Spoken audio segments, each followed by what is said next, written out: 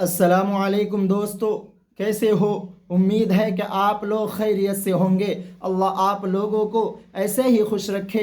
दोस्तों चलिए, आज फिर से मैं आप हजरात के सामने हाजिर हुआ हूँ और कुछ आज कलिमात को लेकर हाजिर नहीं हुआ हूँ, बल्कि मैं कुछ बातों को बताने के लिए आपके सामने हाजिर हुआ हूँ।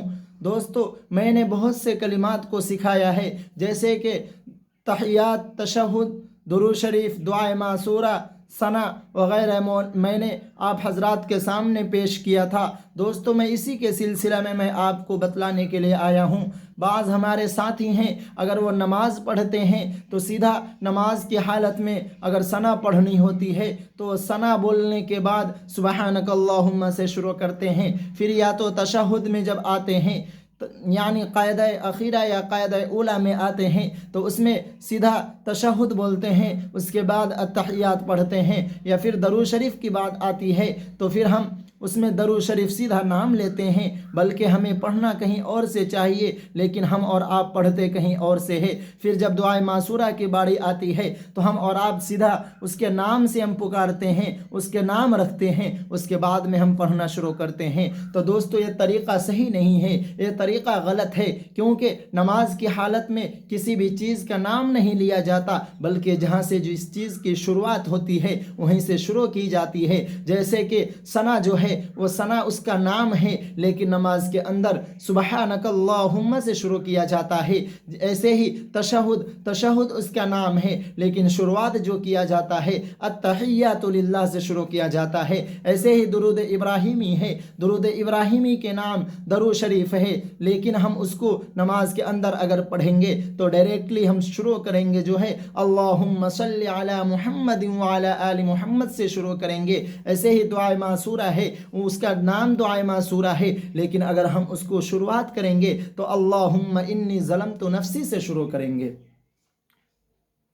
दोस्तों, बहुत ऐसे हमारी माँ और बहनें हैं, बहुत ऐसे हमारे भाई हैं जो नमाज के अंदर उसके नाम से शुरू करते हैं। दोस्तों, जैसे हम और आप अपने माँ बाप का नाम नहीं ले सकते हैं, अगर उनके सामने अगर हम और आप उनके नामों को पुकारते हैं, जैसे कि मिसाल के तौर पर हमारी माँ है या हमारे बाप हैं, उनका अगर हम और आप नाम लेते हैं तो उसी तरह से उनको बुरा लगता है। ऐसे ही हम और आप अगर हम नमाज की हालत में नमाज में जो चीज़ें पढ़ी जाती है उसके नाम को लेकर अगर शुरू करते हैं तो फिर हमें और आपकी हमारी और आपका जो मौला है उसको भी तकलीफ़ होता होगा कि मेरा बंदा मेरी इबादत करता है तो इसमें जिस चीज़ को मैंने पढ़ने का हुक्म दिया था उसका नाम लेकर पुकारता है।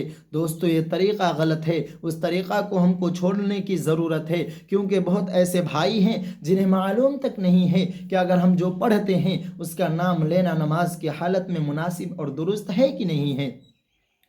दोस्तों, अगर हम सना पढ़ते हैं तो सुबहानक अल्लाहुम्मा से शुरू करेंगे, दरूद शरीफ पढ़ते हैं तो अल्लाहुम्मा सल्ली अला मुहम्मद से शुरू करेंगे, अगर तहियात पढ़ते हैं तो अत्तहियातु लिल्लाह से पढ़ेंगे, दुआ मासूरा पढ़ते हैं तो वहाँ पर अल्लाहुम्मा इन्नी ज़लमतु नफ्सी से शुरू करेंगे।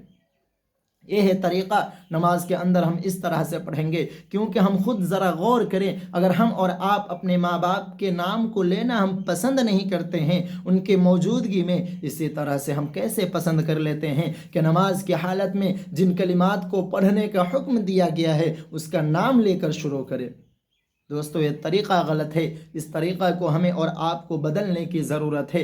अगर हम और आप नहीं बदलेंगे तो कोई दूसरा बदलने वाला नहीं आएगा, बल्कि हमें ही और आपको ही बदलना होगा। दोस्तों, इसी तरह से हम और आप जिस कलिमात को भी पढ़ते हैं उसका नाम रखा गया है, लेकिन उसको नाम से पढ़ने की शुरुआत के बारे में नहीं कहा गया है, बल्कि उसको जहाँ से नाम उसका ख़त्म होता है, जहाँ से असल कलिमात शुरू होता है, वहीं से हमें और आपको पढ़ने का हुक्म दिया गया है। दोस्तों, आज के लिए इतना ही।